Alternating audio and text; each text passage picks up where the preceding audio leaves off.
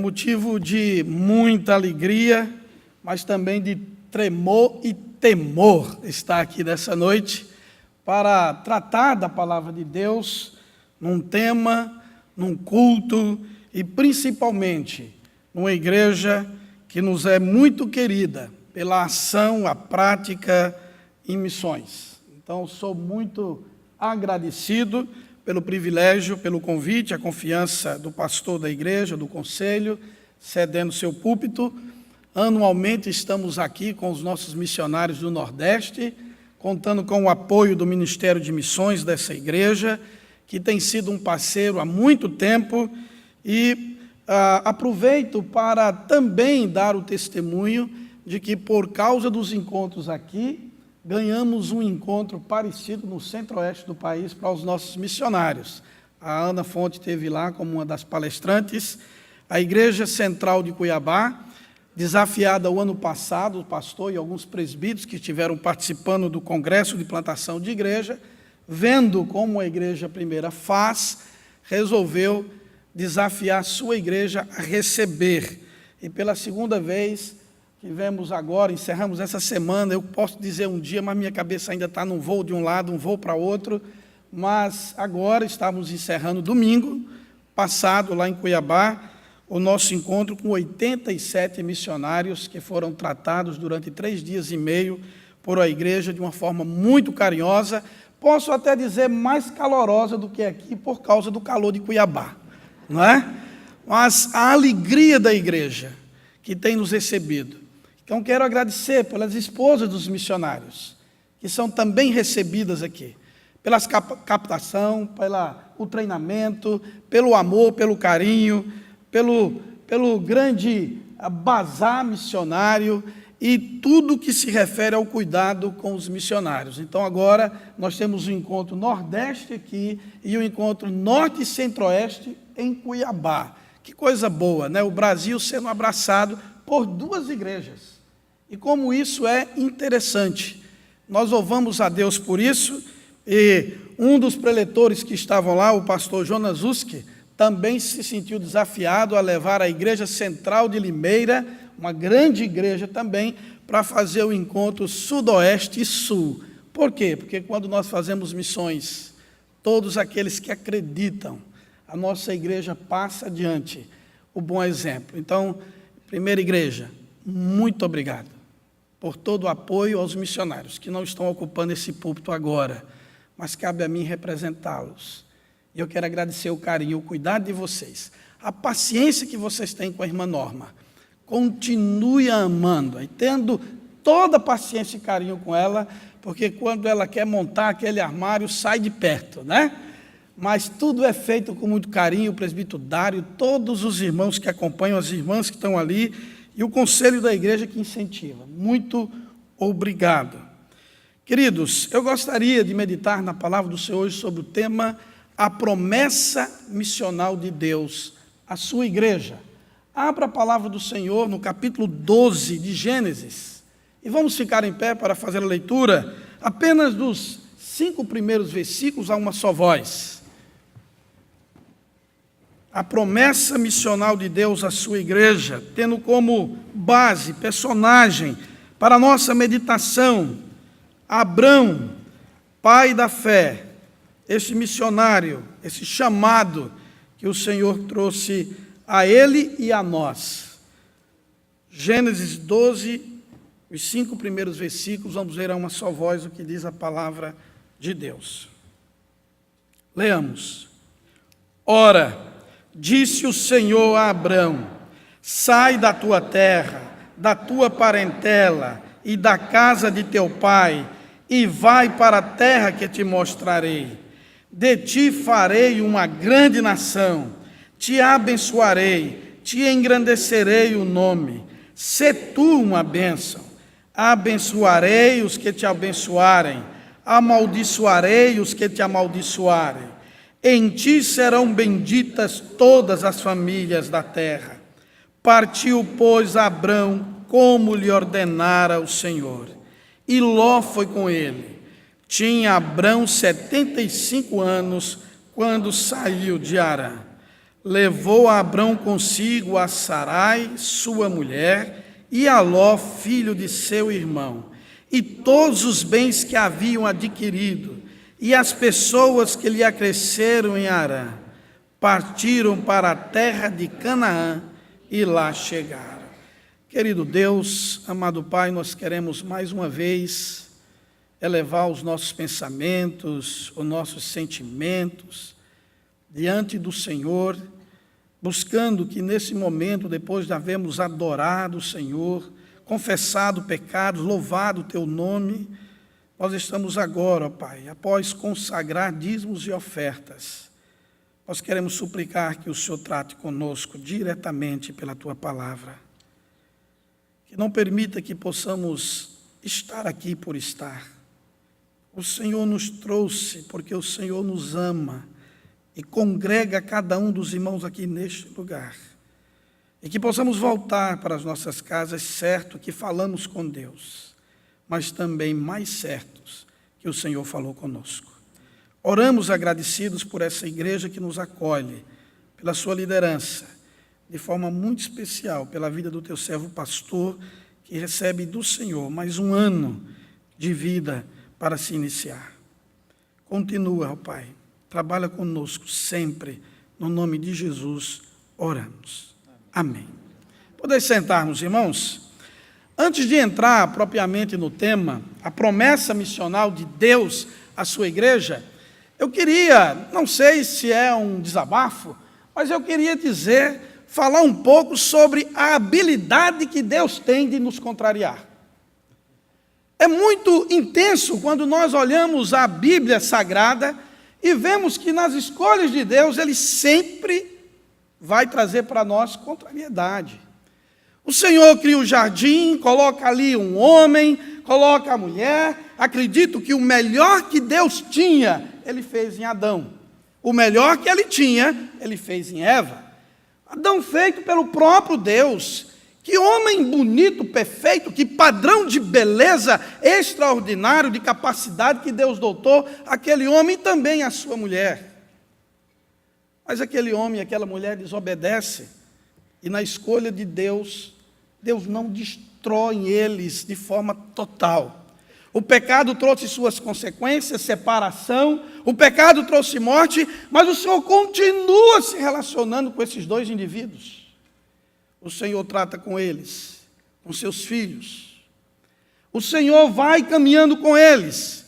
Esses homens e sua descendência traz tanta corrupção à terra e a todos os habitantes, que a expressão que Gênesis traz, caminhando no capítulo 5 e 6, é que o Senhor mesmo diz: eu me arrependi de ter feito esse homem. Eu estou arrependido. Tamanha maldade que cresceu e a contaminação da corrupção na vida. E mais uma escolha de Deus vem trazer para nós contrariedade. Ele chama um homem. Entre eles, Noé, com sua família. Noé era um dos principais. Não era um rei. Não era alguém com tanto recurso. Não era alguém... Mas o Senhor escolhe aquela família. E continua mantendo o seu relacionamento, a sua aliança com esta família. Vem todo o dilúvio, recomeça a caminhada. O Senhor vai levantando homens aqui.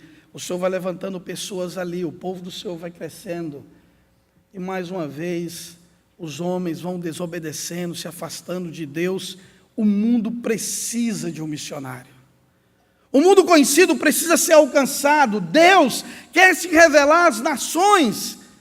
E a palavra do Senhor nos diz que Ele chama Abrão, com 75 anos de idade, casado com uma mulher que ele amava de forma intensa, mas não tinha filhos. E o Senhor chama este homem de 75 anos, casado com uma mulher que não podia ter filhos, para ser pai de uma grande nação. Assim nós vamos caminhando, e o Senhor vai chamando pessoas que com certeza eu não escolheria, porque Deus tem a habilidade natural, divina dele, de nos confrontar, de trazer a nós contrariedade.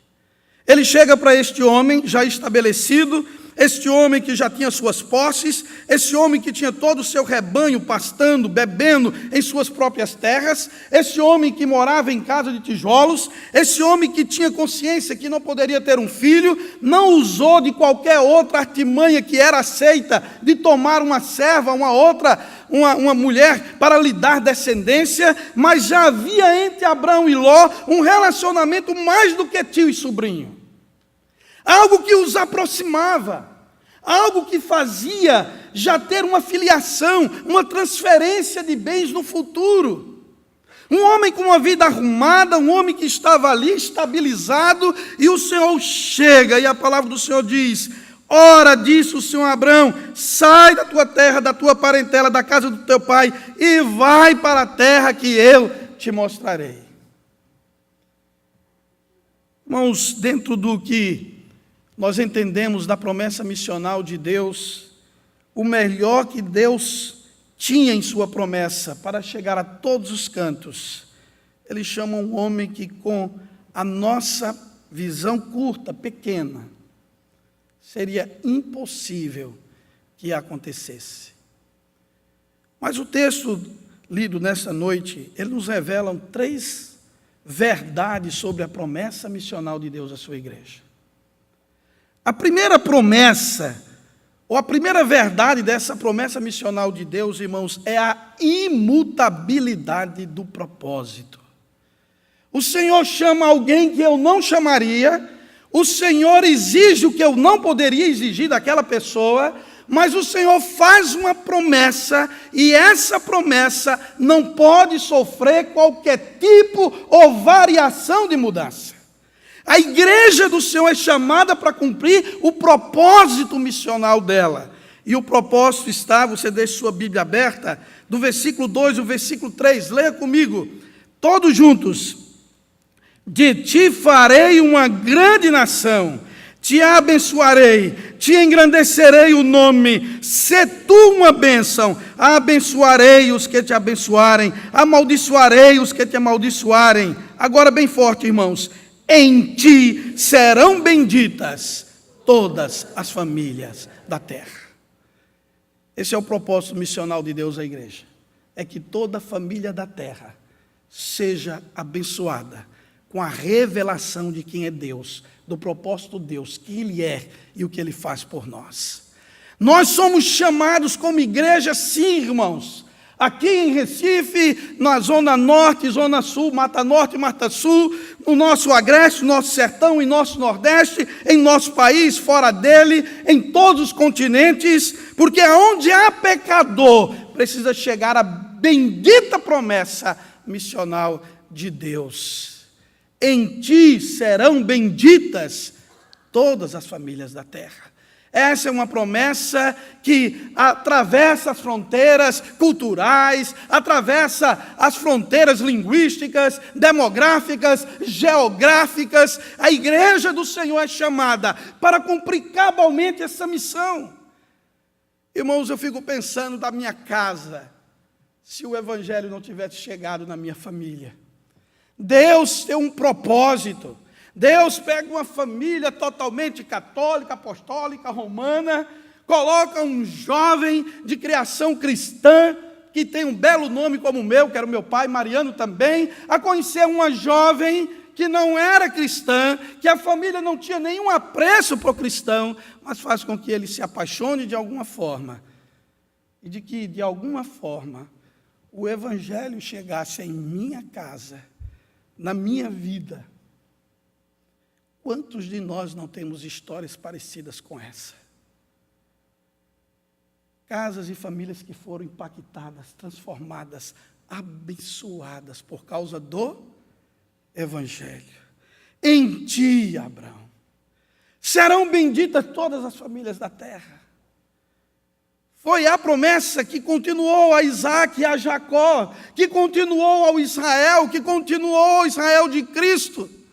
O anunciar às nações, como nós precisamos compreender que nenhum plano, nenhum planejamento estratégico poderá de fato fazer de nossa nação uma nação feliz e bendita, porque a promessa é: feliz a nação cujo Deus é o Senhor e o povo que Ele escolheu para a sua herança.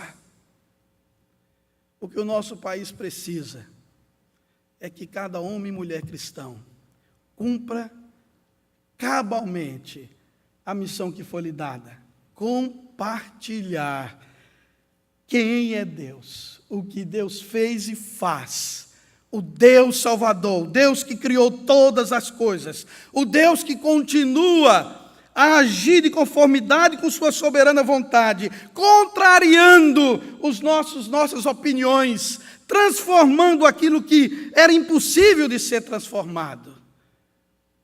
Eu fico imaginando, irmãos, a passagem bíblica que mostra quando Jesus entra em Naum e encontra a viúva. Jesus vem com um grupo todo feliz por milagres que tinham acontecido. Podia ser chamado aí de uma caravana da alegria, da felicidade, de vitória. E se encontra com uma viúva que já tinha perdido o seu marido, agora o filho único, tristeza, as pessoas choravam, e eles se encontraram. E quando se encontraram, as histórias foram transformadas. Aquela viúva recebe de volta o seu filho, a alegria, o temor, e ambos glorificam e adoram a Deus por terem encontrado aquele que pode transformar a minha, sua casa, a casa do mais vil pecador, em uma casa abençoada. Propósito missional de Deus, a sua igreja.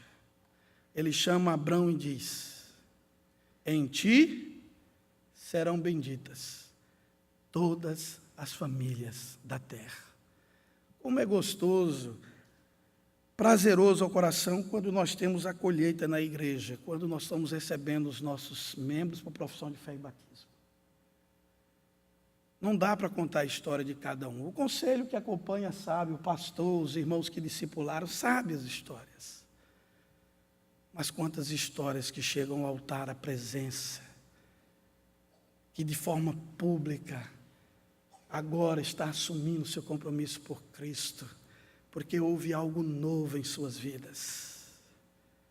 Agora vem a vida, veio o mundo com a cosmovisão cristã de Cristo. Olha o mundo através daquilo que nós conhecemos de Cristo.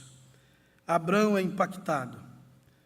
Abrão, não há resposta negativa deste homem, mas ele tinha todas as desculpas. Mas por que Abrão não deu desculpa? Irmãos, a promessa missional de Deus à sua igreja não só exige a imutabilidade, nós não podemos mudar. Há muita gente maquiando o Evangelho.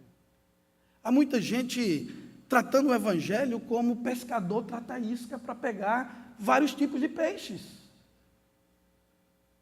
Quantas vezes, irmãos, nós queremos melhorar o que Deus fez? Que absurdo!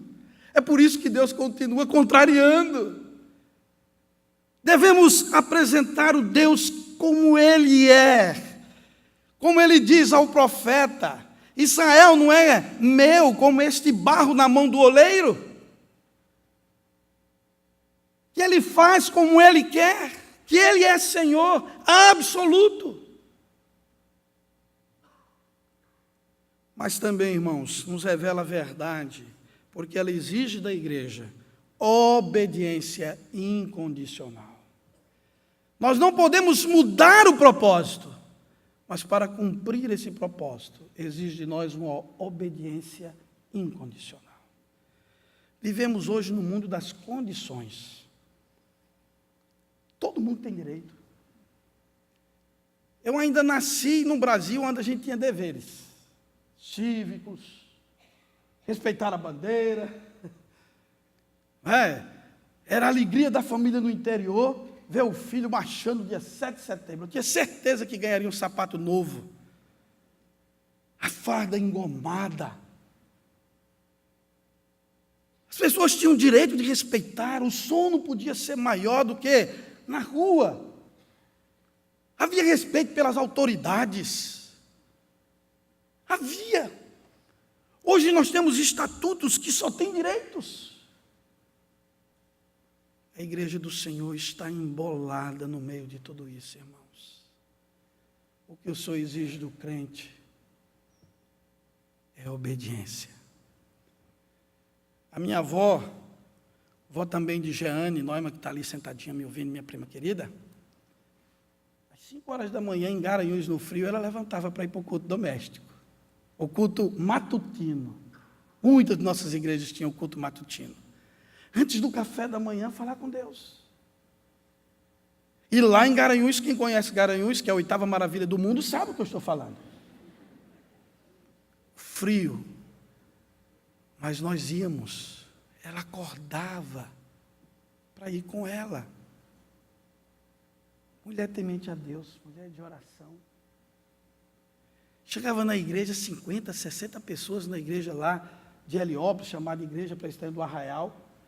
De manhã no frio, cantando, louvando ao Senhor. Irmãos, como nós vivemos num tempo onde desobedecemos.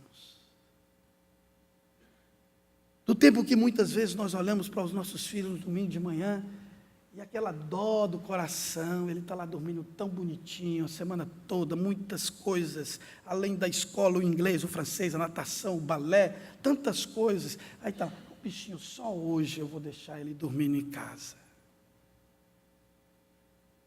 E às vezes achando que nós estamos fazendo o melhor para os nossos filhos. E começamos a ir fazer o culto, participar do culto sem eles. Depois eu fico com eles.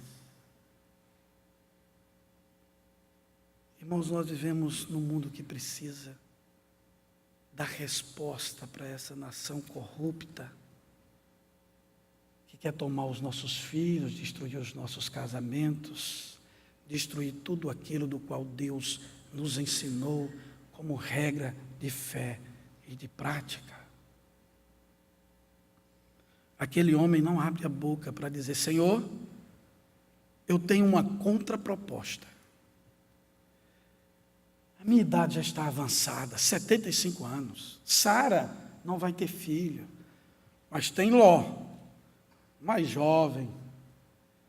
Senhor, tem mais na minha contraproposta. Eu não vou, mas eu posso financiar, porque afinal de contas eu sou um homem rico. Eu posso financiar. Mas a palavra do Senhor diz no versículo 4. Leia comigo. Partiu, pois, Abrão, como lhe ordenara o Senhor. E onde ficam as imitações? Onde fica os meus sonhos de aposentadoria? Eu quero ficar por aqui na terra de Harã. Quanto que eu já trabalhei na vida, e agora o Senhor vem e quer me fazer viver errante, itinerante, morando em tendas. Pelo menos 300 pastores trabalhavam para Abrão. Se multiplicarmos por esposos e filhos, uma multidão de pessoas que era a responsabilidade direta daquele homem. As suas decisões não iam só interferir na sua casa, mas também com a sua família, mas também com suas posses. Mas a palavra do Senhor nos diz que partiu Abrão como lhe ordenara o Senhor. Que coisa maravilhosa, porque a palavra do Senhor diz: Ló foi com ele. Irmãos, quando nós obedecemos, deixe as forças contrárias nas mãos do Senhor, para cumprir o propósito missional que Deus deu à sua igreja. Confie que o Senhor vai trazer a tua casa. Confie que o Senhor vai levantar aqueles a quem Ele quer para andar contigo. Quando nós começamos a ler as biografias missionárias, e resumindo a própria biografia de Simonton, jovem, 26 anos de idade, tudo morando num país onde estava pujante o crescimento, a prosperidade, convite de igrejas, não lhe falta. Cursos superiores tinha de sobra. Mas algo dominava o coração daquele jovem. E ele não recebeu nenhum cartão postal. Ele não navegou na net para ver como é o Brasil. Ele não experimentou os nossos quitutes maravilhosos do Rio Grande do Sul ao Rio Grande do Norte. Quanta coisa boa nós temos. Climas maravilhosos, lugares lindos para se visitar. Nada tirou do coração daquele jovem o desejo de cumprir a promessa missional de Deus, levar quem é Deus para os brasileiros, para um país cheio de pestes, um governo escravagista, tantas guerras internas que vivíamos, salubridade, tantos problemas internos que havia em nossa nação, mas nada arrancou do coração daquele jovem o sim. Deixar paz, deixar, quem sabe, moças que estavam se candidatando para tornar a senhora Samilton e entrar em uma embarcação e vir, porque nós já estávamos clamando, porque a nossa nação já clamava por uma voz, uma palavra que abençoasse o nosso povo.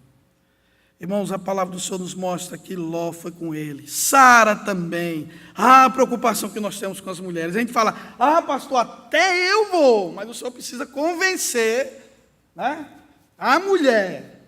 Né? Aqui não acontece isso não. Mas por aí fora acontece. Né? Irmãos, quando há obediência incondicional, quando eu não coloco condições para Deus, Deus cuida de tudo. O exemplo de Daniel, a coragem que Daniel tem de chegar lá para o responsável do rei, depois que o rei ordena que eles iam comer de todas as coisas que colocasse na mesa do rei. E aquele jovem chega firmemente, resolutamente, inegociavelmente, porque tinha um chamado, um propósito para ele estar ali, e ele entendia qual era o propósito de Deus. E ele diz, olha, eu não posso comer isso. O responsável fica, mas o rei mandou. Irmãos, a palavra do Senhor diz que Deus colocou no coração do responsável para ter misericórdia. E Daniel, sabiamente, dado por Deus, disse, olha, coloca aí uma cenoura, uma batata, um girimum, coloca aí um chuchu, coloca aí, cozinha em água mesmo, só água, e dá para a gente. Experimenta ver daqui uns dias quem é que está mais corado, mais bonito, mais saudável. Eu acho que foi daí que as nossas crianças são obrigadas a comer essas coisas. Mas, irmãos, quando há uma obediência incondicional, Deus faz o seu plano acontecer, porque Ele é Deus. Abraão sai, e a palavra do Senhor diz mais, levou Abraão consigo a Sarai, sua mulher, a Ló, filho de seu irmão, e todos os bens que haviam adquirido, e as pessoas que lhe acresceram em Harã, partiram para a terra de Canaã, e lá chegaram. Os pastores foram com suas famílias, foram tocando os rebanhos. Porque, irmãos, quem não quer ser abençoado, ser bendito? E a promessa de Deus foi, em ti serão benditas todas as famílias da terra, inclusive a tua, Abraão, a tua casa, os teus servos. Começa aqui, Abraão. E, amados, por fim, para não delongar, não exige essa promessa missional de Deus apenas que não haja mudança, porque ela é imutável. Ela é imutável. Uma obediência condicional, mas, acima de tudo, uma dependência total. Sabe por quê, irmãos?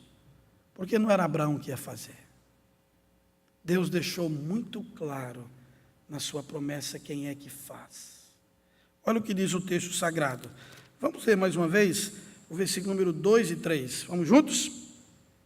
De ti farei uma grande nação, te abençoarei, te engrandecerei o nome, sê tu uma bênção, abençoarei os que te abençoarem, amaldiçoarei os que te amaldiçoarem, em ti serão benditas todas as famílias da terra. É o Senhor que faz.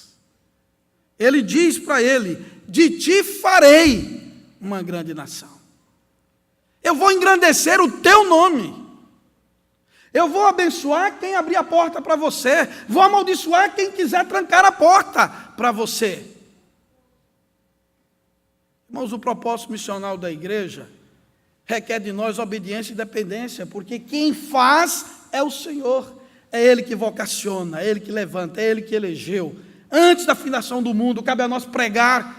A conversão não é nossa, é obra do Espírito Santo de Deus. Cremos na soberania absoluta de Deus. Cremos que Ele levanta, que Ele abre portas, que Ele quebranta coração, que Ele levanta os recursos. Quando desde o início dos nossos encontros aqui, nós vimos o projeto da construção desse templo, aqui comigo os missionários estão acostumados com coisa pequena, falam: isso não vai dar certo, não. Não, pastor, não é natural dizer assim: rapaz, o que é isso? Mas, irmãos, quando Deus quer, obedece. A caminhada é dele, os recursos ele levanta. E eu sei que muitas vezes alguém se preocupou: pronto, agora com esta construção não tem mais missões na primeira igreja. Irmãos, é o contrário. Quanto mais gente tiver, quanto maior for o espaço, é mais missões que a igreja precisa e vai fazer, como tem feito. Precisamos crer que quando Deus chama para a igreja cumprir seu propósito missional, Ele é o Senhor, Ele é o dono absoluto da prata e do ouro. Ele deixa claro que tudo pertence a Ele, o mundo e tudo que nele habita. Mas eu quero dizer para você que nosso país ainda precisa de muitos missionários. Precisa de muitos missionários que ouçam e obedeçam. De muitas igrejas que levantem e ofertem. Nós precisamos fazer um trabalho ainda que está longe de acabar. Só no nosso Brasil nós temos mais de 2.930 cidades que não têm o trabalho presbiteriano. Mais de 1.500 cidades que não têm a fé reformada, sendo ensinada como você, de forma bela, maravilhosa, tem ouvido desse púlpito, no conforto, na preparação, na capacitação dos professores, pastores, e que ministram aqui nesse lugar. Porque a promessa do Senhor não muda. Há muito sertanejo que precisa ter sua casa abençoada. Agresteiro, nós precisamos levar o Evangelho a todos os povos. Deus precisa ser conhecido, assim como a sua palavra revela. Não confie em pesquisas que muitas vezes são ditas sobre o Evangelho. Eu estava em Belo Horizonte algumas semanas atrás e estava tendo um debate, sei lá como eles chamam, frente a frente, verdade dita lá, leva a gente lá, não diz bem o que é, e depois vem as perguntas, né? E alguém estava perguntando: reverendo Mariano, o senhor que é da Junta de Missões Nacionais, como anda as missões no Brasil? Aí eu disse: depende. Aí depende de quê? Se a visão for pentecostal, tá bem. Se a visão for um evangelho de que Deus não é soberano absoluto e que o homem é que decide a sua vida, está bem. Qualquer lugar que você chegar, à beira de estrada, povoado, você vai encontrar uma igreja. Se você tiver uma visão neopentecostal, também está mais ou menos. Porque a igreja se divide, se multiplicam, criam nomes dos mais absurdos possíveis, criam igrejas de família, por qualquer motivo se separam, uma igreja vira vida nova, a outra vira nova vida, as igrejas vão se multiplicando, os nomes vão se multiplicando, pequenas igrejas, grandes negócios, se espalham por aí o Evangelho. Se você estiver falando sobre a mídia, também está mais ou menos. Temos programas, televisões, canais de rádio e TV, unicamente com a pregação do Evangelho. Mas que Evangelho? O Evangelho que não confronta o pecador? O Evangelho que leva o homem apenas a querer ter e possuir e achar que o sinal de prosperidade é a bênção de Deus? e que o pobre, o necessitado, está totalmente fora dos planos de Deus, esquecendo que a Escritura diz que primeiramente temos que atender os pobres, as viúvas, os órfãos, os caídos. Nós temos muito a fazer. Temos uma tarefa muito grande. Eu quero muito que Jesus venha, meus irmãos, vamos trabalhar. Porque a palavra do Senhor diz que quando este evangelho for pregado, Ele vai voltar. Como nós precisamos. Igreja, primeira igreja, continue com esse amor por missões. Entendendo que a dependência é de Deus. Precisamos nos sentir desafiados, sabendo que Deus pode. Não devemos limitar Deus, quem é limitado somos nós. Mas nós precisamos que esse propósito missional de abençoar, de bendizer cada família do Brasil, é o nosso desafio, é o sonho dos missionários que vieram. Os missionários que vieram, que obedeceram, deixaram sua parentela, sua casa, a casa do Pai, e veio para a terra que o Senhor mostrou. Andando por esses rincões, com tropas de animais. Irmãos, como nós vemos algumas biografias de pastores, como lá na região do Planalto de Goiás, que passavam 6 meses nas estradas com as esposas e os filhos, nos caçoais dos burros. Foto dessas crianças que cresceram, foram educadas, foram, viajaram, se formaram, continuam sendo missionários, doutores, cientistas, mas ali no lombo do burro, aprendendo a escrever com pai e mãe ainda para atender a demanda de anunciar o Evangelho. E a nossa igreja presbiteriana do Brasil tem uma história missionária muito linda. E que nós precisamos levar esse bastão e esse legado para a geração nossa e gerações futuras. A promessa missional de Deus traz a verdade da sua imutabilidade. As famílias precisam de Deus. É bom, o transporte público adequado é excelente. Plano de saúde é bom, hospitais que atendam, UPAs que de repente façam o seu trabalho, nós precisamos de tudo isso. Casa própria, plano de habitação, precisamos de tudo isso é muito bom. Isso abençoa a família, isso alegra o coração. Ter um carro para andar com a família, ter um trabalho, uma carteira assinada, tudo isso é muito bom. Mas o que abençoa de verdade, o que transforma de verdade, é o Evangelho. É a presença de Deus naquela casa. E tudo mais será acrescentado. Porque Ele é Deus. Vamos orar nesse instante? Baixe sua fronte.